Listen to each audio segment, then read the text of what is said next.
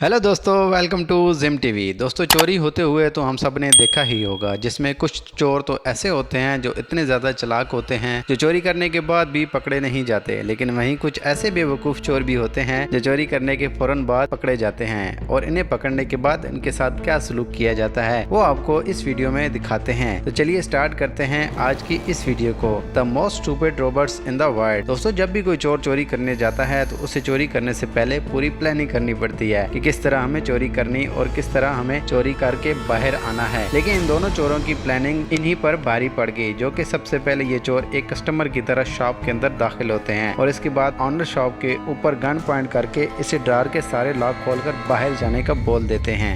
इसके बाद दोनों चोर शॉप के अंदर तेजी से चोरी शुरू कर देते हैं। लेकिन इस शॉप का मालिक इतना ज्यादा चालाक होता है कि जैसे ही वो शॉप से बाहर निकलता है तो बाहर से शॉप का शटर ही बंद कर देता है और ये दोनों चोर दुकान के अंदर बंद हो जाते हैं। शायद इन चोरों की प्लानिंग इन्हीं पर भारी पड़ गई, क्योंकि इन्होंने सोचा शॉप में घुसने के बाद शॉप के मालिक को बाहर ही निकाल देंगे और हम दोनों जल्दी से चोरी करके बाहर निकल जाएंगे। लेकिन इस दुकान का मालिक इनसे भी ज्यादा चालाक निकला, जिसने इन्हें शॉप में ही बंद कर दिया और इन दोनों चोरों को शॉप से भागने का मौका ही नहीं दिया। इसके बाद ये दोनों चोर शटर के पास खड़े होते हुए नजर आए, क्योंकि इन्हें भी पता चल चुका था कि अब ये कुछ भी नहीं कर सकते। इस वाक़े के बाद इनको पुलिस पकड़कर ले जाती है। गाइस, आज के टाइम में गोल्ड की दुकान में कैमरे के साथ साथ सेफ्टी डोर्स भी लगे होते हैं। कुछ शॉप्स में ऐसे डोर भी देखने को मिलेंगे जिनको खोलकर आप शॉप के अंदर तो आ सकते हैं, लेकिन वहां से वापस दुकान की मालिक की मर्जी के बगैर नहीं जा सकते। शायद यही बात इस लड़के को समझ नहीं आई और इसके बाद पुलिस ने इसके साथ क्या किया होगा ये मुझे कमेंट सेक्शन में ज़रूर बताइएगा।